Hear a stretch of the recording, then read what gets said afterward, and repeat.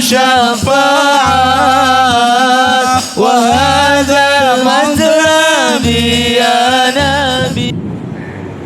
Assalamualaikum warahmatullahi wabarakatuh. Alhamdulillahirabbil alamin.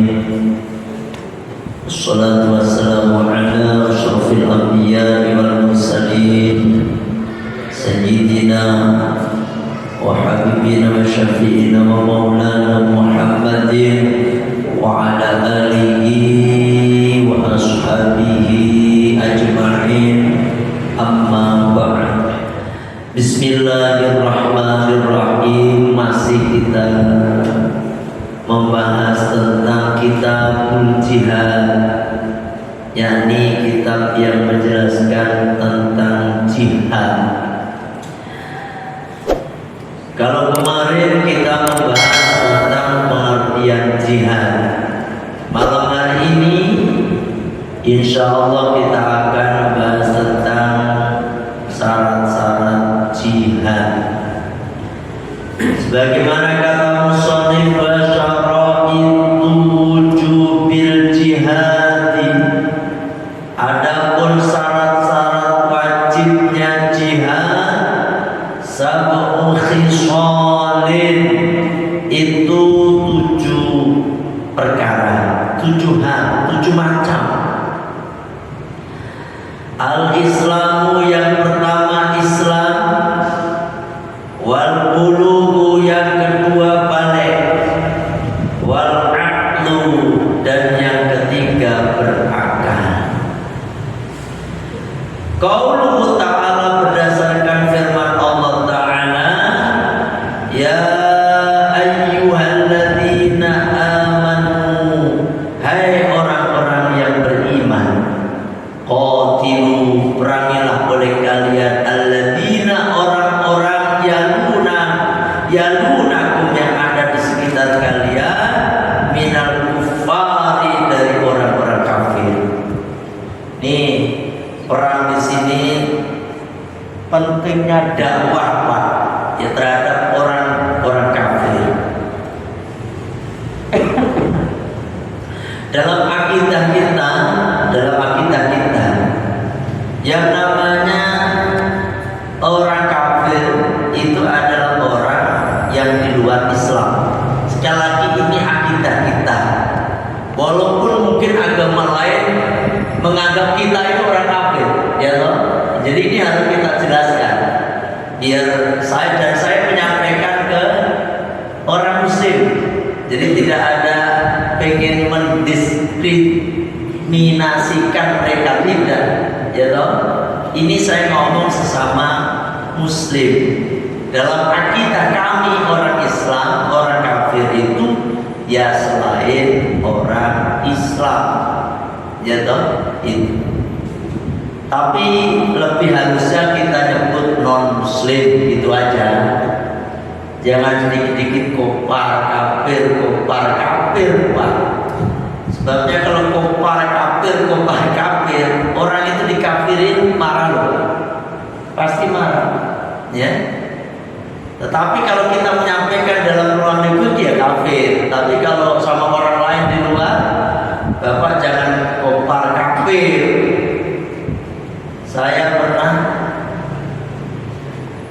saya ceritain. Kalau udah ya mungkin Bapak untuk nambah ini, ngulang berarti ya. Kalau belum berarti Bapak biar makin tahu lah.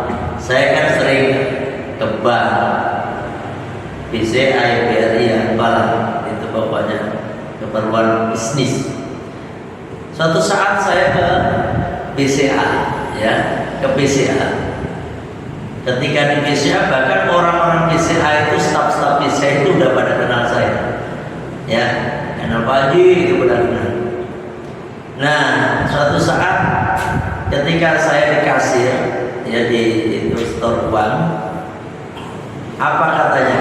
Pak Haji, lama sih nggak melihat saya, lama banget nggak melihat. Waktu itu lagi habis lagi haji kan lama, jadi lama. Kadang-kadang itu seminggu sekali 2 kali Pak, seminggu itu bisa sekali bisa 2 kali, sering gitu kan. Nah ini lama kan, 40 hari lebih kan haji. Saya bilang, oh Mbak, saya kemarin lagi haji. Oh gitu. Apa dia tapi gak mau alhamdulillah ya. Haji ya Pak, gitu ya. Gimana ngomongnya, bukan alhamdulillah dia bilangnya. Jadi kayak bisa ngomong ke orang lain apa sih Pak? Bukan, kalau kita kan alhamdulillah gitu ya. Kalau diterjemahkan kita ya bisa haji ya Pak, gitu ya. Saya ngomong begini, Mbak, ya udah haji belum? Udah pernah umroh belum? Gitu. Apa kata dia? Mohon maaf Pak Haji, saya non muslim. Gitu dia jawab. Oh kaget saya. Padahal potongannya ya kayak kita gini Bu, Pak, orang-orang perempuan biasa kayak kita gitu. Oh non muslim. Oh ya, mohon maaf. Ya kan? Jangan terus saya misalnya, oh kafir ya, begitu coba. Sakit hati pasti. Oh non muslim, punten Mbak, ya, punten mohon maaf, mohon maaf. Coba sampai misalnya, oh kafir toh Mbak sampai, coba asli, paling situ yang kafir, begitu pasti, ya toh. Makanya disepakati dalam ulama-ulama kita, ulama-ulama NU itu kalau nyebut non muslim, tetapi tetap kalau pas lagi ngaji mengartikan ya ayyuhalladzina kafaru, tetap orang-orang kafir itu, bukan orang-orang non muslim, karena yang dibicarakan adalah di wilayah orang Islam sendiri. Ya kalau di luar ya jangan kopar kafir, hormatilah mereka ya insya Allah. Nah kita disuruh berjihad Pak dengan cara kita. Nah berjihad dengan cara ala Rasulullah Sallallahu Alaihi Wasallam. Ya mengajak mereka masuk Islam itu bukan hanya membunuh, bukan memerangi mereka. Kalau nggak masuk Islam terus dibunuh itu enggak. Tetapi dengan santun Kanjeng Nabi yang banyak sering kita dengar dari guru-guru kita, kiai-kiai kita, ustaz-ustaz kita menyampaikan tentang begitu sabarnya Kanjeng Nabi, begitu santunnya Kanjeng Nabi dalam mendakwahkan Islam. Gitu, harus dengan cara Islam, dengan cara santun. Insya Allah orang-orang itu akan simpati pada Islam. Coba kalau dakwahnya dengan ala sedikit-sedikit kafir kamu itu, ya toh, neraka kamu itu. Wah, yakin Pak, Indonesia nggak jadi seperti ini. Apalagi zaman Hindu, zaman Buddha, zaman dulu, yang mana kita semuanya udah pada tahu Indonesia ini tadinya adalah Majapahit dan sebagainya, Nusantara, ya toh. Notabene-nya agamanya Hindu Buddha saat itu, bahkan animisme, dinamisme. Terus dengan datangnya Wali Songo Pak, dengan santun mereka mengajarkan, akhirnya hampir mencapai 90%. Waktu itu sekarang udah turun, ya kan? 97% bahkan. Itu Indonesia negara Islam, bahkan sampai sekarang terbesar di dunia. Terbesar, Indonesia itu terbesar di dunia Islamnya. Negara dengan mayoritas dengan penduduk Islam terbesar di dunia. Itu diakui. Bukan berarti berarti orang Arab Saudi bukan terbesar. Ya, kalau orang Arab Saudi, orang Yaman, orang Timur Tengah lah itu rata-rata ya hampir 98%, tapi kan penduduknya sedikit Pak. Bahkan negara-negara sana itu kadang-kadang satu kabupaten jadi negara, jumlahnya dulu, ya toh. Makanya kita ini kan masya Allah berpulau-pulau, suku-suku banyak, sehingga kita terbesar alhamdulillah. Karena apa? Dakwahnya santun para wali songo dengan cara Sunan Kalijaga apa Pak? Wayang, ya kan? Wayang kulit tipis gitu. Dulu kan wayang pakai wayang tenun, ada orangnya gitu, ada kepalanya. Nah akhirnya sama Sunan Kalijaga diganti yang nggak model tipis kan nggak model orang, gitu loh. Nah itu Sunan Bonang dengan bonangnya dan lain sebagainya, karena santun Pak. Coba kalau dikit-dikit kafir, sedikit-dikit musyrik, yakin nggak ada Islam Indonesia itu mungkin, ya toh? Nah kalau kita dakwah dengan cara seperti itu Pak, nih kita harus yakin dan percaya Islam itu nggak akan pernah hilang di alam dunia ini, ya sampai kiamat Islam selalu ada. Tetapi tidak ada jaminan Islam itu akan tetap ada di Indonesia, gitu loh, ya toh? Mungkin 10 tahun, 20 tahun, 30 tahun kita nggak tahu, nggak yakin lah. Bisa jadi nih Amerika Serikat, Australia yang sekarang mayoritas mereka agama non Muslim, bisa jadi mereka nanti jadi Muslim. Itu udah urusannya Allah lah, ya kan? Urusannya Allah. Makanya nih kembali ke pembahasan di sini, kita ini suruh berdakwah. Lah, faqat khawatib bil amri bil qitali al mu'minun. Tuh, kitabnya perintah untuk memerangi orang-orang berdakwah kepada orang-orang kafir itu adalah al-mu'minuna, yaitu ya ayyuhalladzina amanu, orang-orang yang beriman. Wahum, adapun mereka orang-orang beriman, al-muslimuna, orang-orang muslim. Jadi pertama syarat wajib jihad adalah Muslim, Islam, gitu, paham ya? Kalau orang non Islam ya enggak, ini khusus untuk orang Islam. Wal jihadu, adapun jihad aidon juga min a'dhamil ibadah, termasuk agung-agungnya bentuk ibadah. Wa ghairul muslimina, dan selain orang Islam, laisa ahlan lil ibadah, itu bukanlah ahli daripada ibadah. Orang selain Islam bukan ahli ibadah. Maksudnya orang selain Islam itu bukan ahli ibadah yang mukallaf. Mukallaf itu orang yang dibebani syariat oleh Allah, kagak. Yang pernah saya sampaikan, siapa sih orang mukallaf itu? Orang Islam, orang baligh, orang berakal. Ini tiga ini Pak, tiga. Makanya langsung saya sampaikan, Islam, baligh, berakal. Ini adalah syarat mutlak orang mukallaf. Mau itu ibadah sholat kek, mau ibadah puasa, zakat, haji, umroh, sedekah, pokoknya harus Islam. Gitu, harus Islam. Tandanya Islam apa? Ya udah syahadat. Kalau orang udah asyhadu an la ilaha illallah wa asyhadu anna muhammadar rasulullah, itu Islam.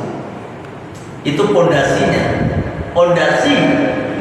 Nah, kalau orang udah bersyahadat, nah ketika dia beramal, maka dia baru dapat pahala, baru dapat gaji lah istilahnya.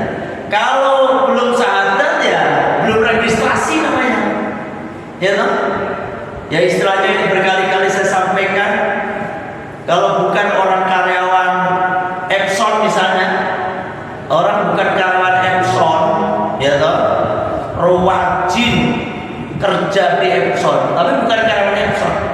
Tiap hari nyapu di halaman Epson, ya kan, bersih mesin di Epson, ngangkutin barang di Epson, tapi dia tidak tercatat sebagai karyawan Epson.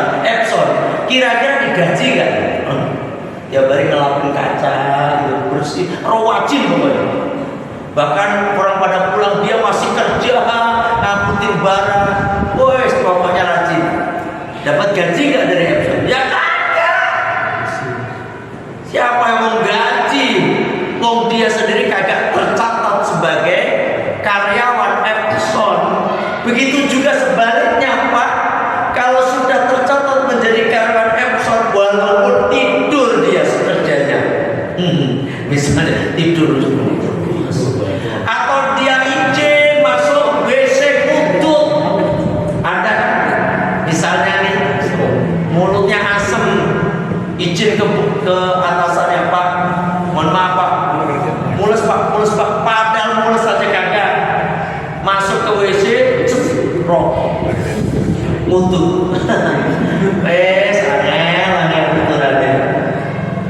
Atau dia suka izin, tetapi dia tercatat menjadi karyawan Epson, tetap Pak dia dapat pahala, dia dapat pahala, dapat gaji maksudnya dapat pahala, dapat gaji tiap bulanan pasti ditransfer gajinya, karena apa? Tercatat sebagai karyawan Epson.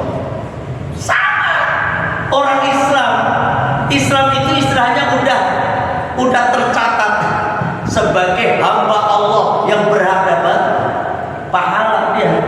Sehingga misalnya sholatnya belang bentong, pokoknya apa deh, seperti yang tadi saya sampaikan, tetap aja dia akan dapat gaji, dapat pahala dari Allah. Kalau dia beramal baik, gitu ya. Ini hanya istilah saja. Makanya Islam itu syarat mutlak diterimanya satu amal itu. Wes itu apa namanya? Terus bahwa aidan dan juga demikian li'i'la'i kalimatillahi azza wa jalla.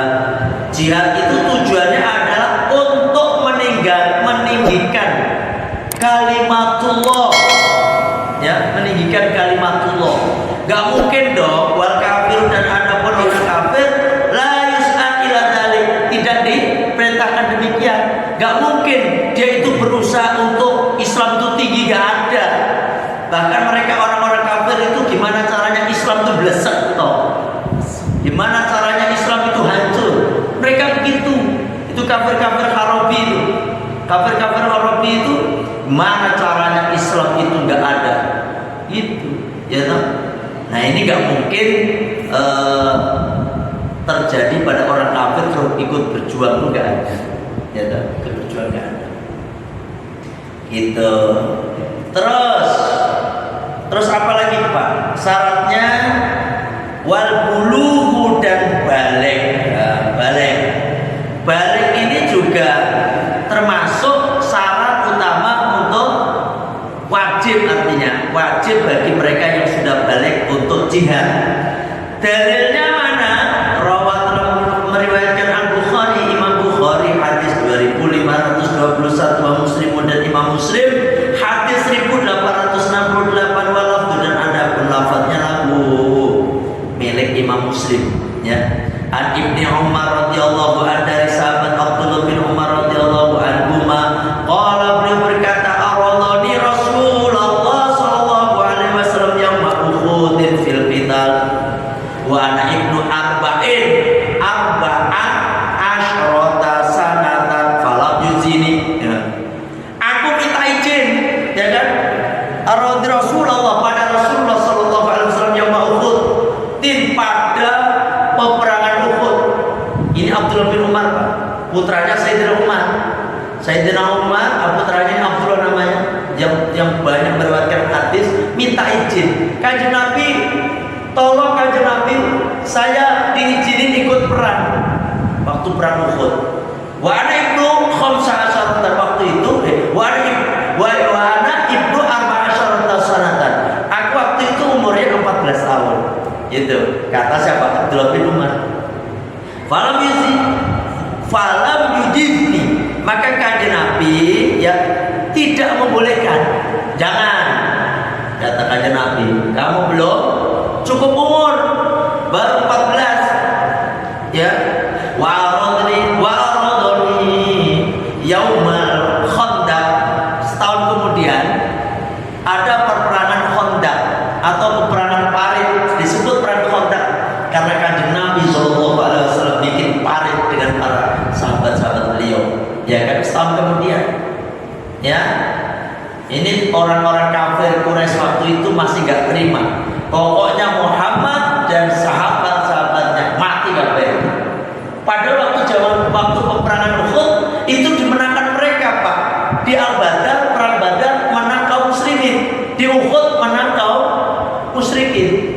waktu itu perang yang ketiga namanya perang Khandaq.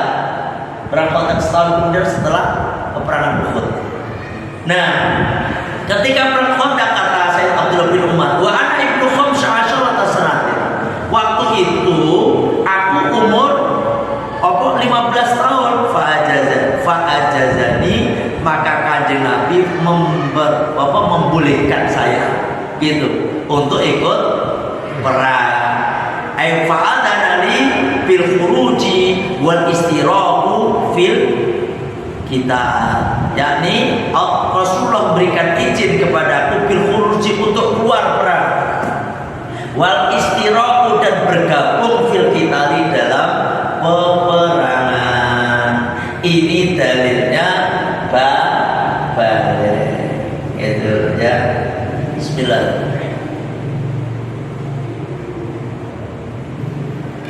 Ada yang nanya nggak?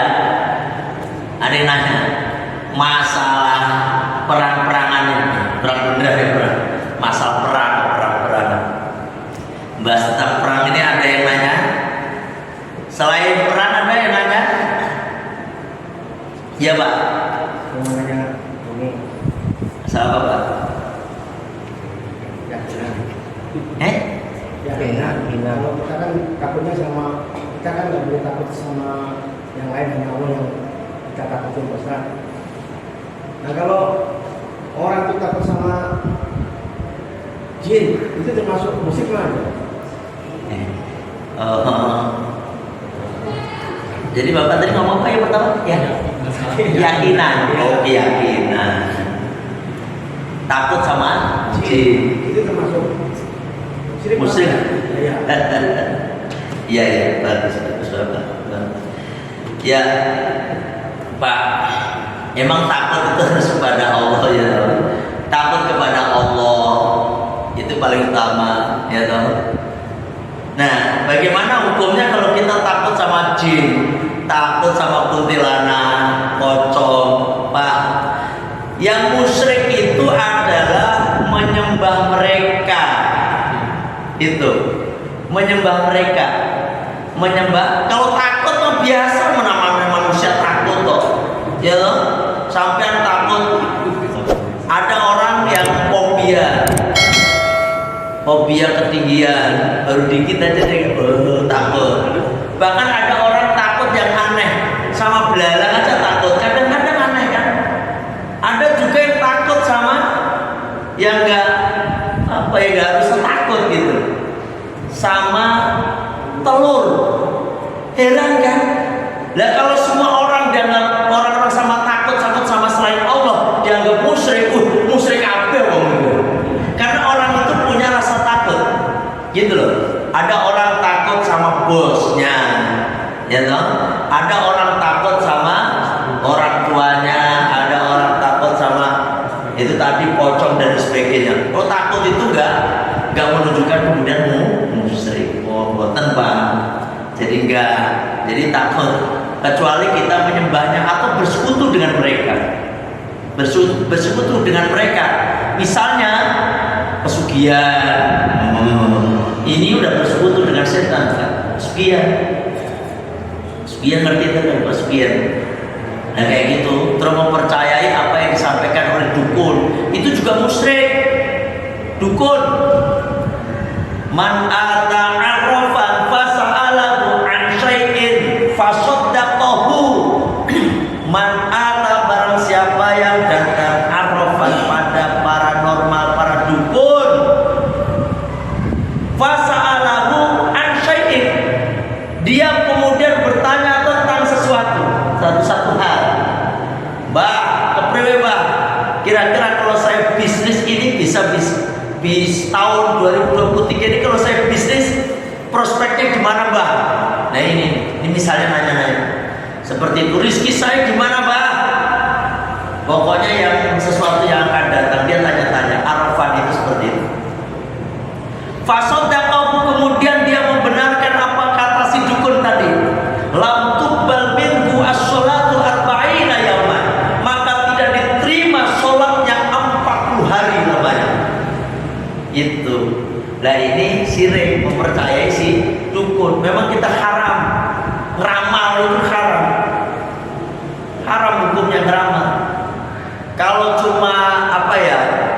bilangnya beda loh. Kan ngeramal sama yang memastikan sesuatu itu pasti terjadi, sama yang kayak gini. Ini nggak boleh ngomong seperti ini, Pak.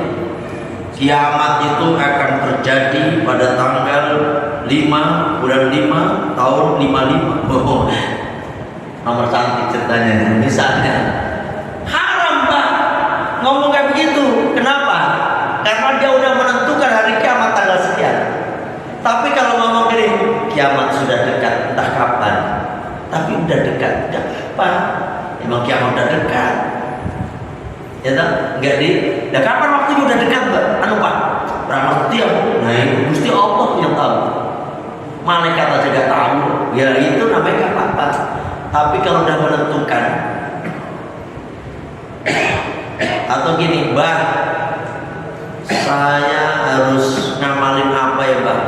Biar saya itu rezeki saya lancar nih, Mbak. Kata si Mbak Dukun, kamu jangan sholat, misalnya. Karena memang begitu, Pak. Dukun itu akan melakukan satu perintah yang berlawanan dengan syariat. Coba cek and recheck, Pak. Orang-orang yang udah bersekutu dengan setan, pasti mereka dilarang sholat. Tanyain aja. Kalau Bapak tahu siapa yang kelihatan main dukun, tanyain dia sholat apa kagak?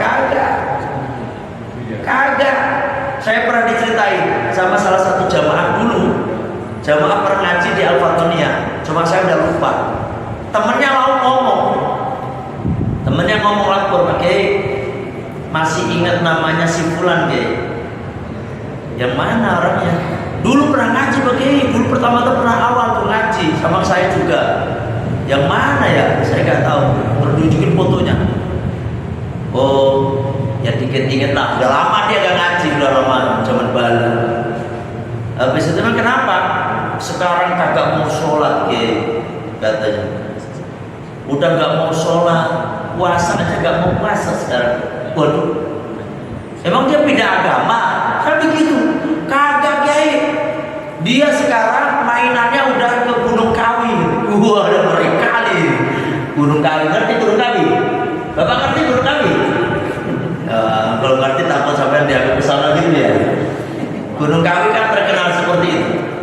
Oh ya Allah, bahkan saya bilang, yang bener Mas, sampai jangan nuduh. Iya, tapi saya udah tahu.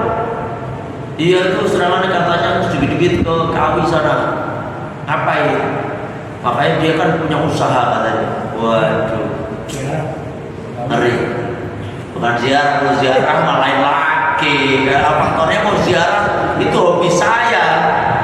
Kalau ke Gunung Kawi itu udah lain, kayak di Gunung Kemukus, ngerti nggak tuh? Itu pesugihan. Kalau di sana itu ada, ya kalau saya ceritain mau panjang kayak gitu. Kalau ziarah Al-Fatoniyah bukan seperti itu. Kalau ziarah Al-Fatoniyah tidak lain dan tidak bukan biar dekat dengan wali-waliullah. Makanya kita kirim doa, ya toh, biar mereka kenal dengan kita. Mendoakan orang-orang soleh itu termasuk sunnah. Biar kita namanya tabarrukan, ngalap berkahnya. Kita mohon kepada Allah, ya Allah dengan berkahnya hamba, ya ziarah ke kekasihmu, ke walimu, ya Allah, semoga engkau kabulkan apa yang hamba mohonkan. Itu lain dong, ya toh? Seperti kita mendekat orang-orang soleh, orang-orang dekat. Kita pengen ketemu Pak Jokowi, ya toh? Kita harus deketin siapa yang dekat dengan Pak Jokowi. Baru begitu, ya toh? Pagi sama sekali, kecuali kita ziarah kubur ke wali A, langsung ngomong, Mbah Wali, Mbah, saya ini Mbah hidup susah terus Mbah, Mbah saya ini dikasih rezeki yang banyak Mbah. Iya karena Mbah dari Hongkong apa? Kagak ada ceritanya. Manzaro aliman, barang siapa ziarah ke orang alim di sini, orang yang sudah wafat ataupun yang sudah meninggal, faqad zaroni, maka sungguh dia telah berziarah kepadaku, gitu. Itu ada. Fakaan nama Zaroni misalnya, saya hadisnya Quran, seolah-olah dia telah berziarah kepadaku. Itu ziarah, Pak. Kanjeng Nabi aja senangannya ziarah. Tujuannya apa? Kanjeng Nabi ziarah, ya mendoakan, Pak. Kanjeng Nabi sering ke Uhud, Jabal Uhud, di sana paman beliau ada di sana, beliau mendoakan. Beliau setiap malam Jumat atau malam Sabtu selalu keluar. Kemana? Kata Ibu Siti Aisyah, beliau ke Baqi, sampingnya mendoakan salam kepada ahli kubur Baqi. Itu. Nah, kita nyontoh Kanjeng Nabi. Kuntu nahaitukum an ziyaratil kubur fazur. Aku memang pernah melarang kalian untuk berziarah kubur. Nah, sekarang sok mangga ziarahlah. Itu. Ini ziarah. Dan ziarah itu ada banyak macam. Nah, kalau ke wali tidak lain dan tidak bukan, tujuan kita adalah tabarrukan, yakni ngalap berkah. Nih Pak, kayak orang haji, kayak orang umroh, nggak ada Pak ceritanya itu syarat rukun haji umroh itu ada di Madinah, sama sekali kagak. Rata-rata kenapa ke Madinah, Pak? Karena tidak lain dan tidak bukan ziarah ke makam Nabi. Itu loh, ya toh. Itu gimana ya? Jadi kalau cuma takut, saya takut naik motor, nanti disirik masa kayak gitu.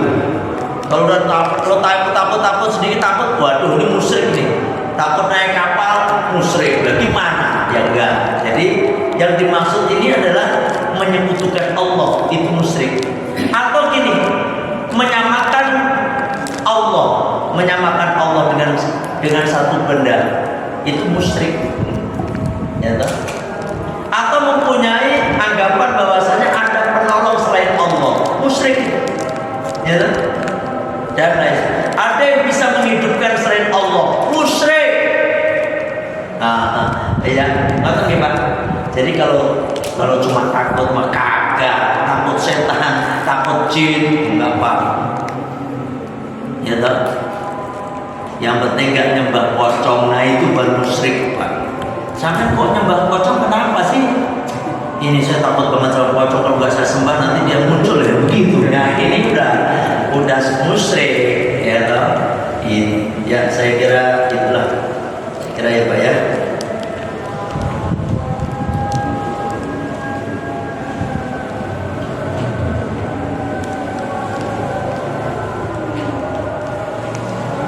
Saya kira sampai di sini ngajinya. Tinggal beberapa kursi lagi. Kalau ada yang mengikut ziarah, masih ada 5 kursi, ya, 5 kursi. Di sini siapa Pak? Lupa Pak Alam, Pak Imat sama Pak Dedi. Bertiga. Kalau yang pengen ikut nyusul, silakan. Biar tahu ziarah itu apa yang saya lakukan di sana. Apakah nyembah kuburan apa enggak, gitu ya. Jadi ayo pada ziarah. Insya Allah Pak, untuk menghidupkan hati kita nih yang udah mulai kering, ya, itu sering-sering ziarah. Kita tutup majelis kita dengan baca sayyidul istighfar. Bismillahirrahmanirrahim. Allahumma anta rabbi la ilaha illa anta khalaqtani wa ana 'abduka wa ana 'ala ahdika wa wa'dika mastata'tu a'udzu bika min syarri ma sana'tu abu laka bi ni'matika 'alayya wa abu bi dhanbi faghfirli fa innahu la yaghfiru dzunuba illa anta astaghfirullahal azim subhanaka Allahumma wa bihamdika asyhadu an la ilaha illa anta astaghfiruka wa atubu ilaik. Alhamdulillah, mohon maaf kalau ada kekurangan, kalau ada kekhilafan. Allahumma fi ila wa barik. Assalamualaikum warahmatullahi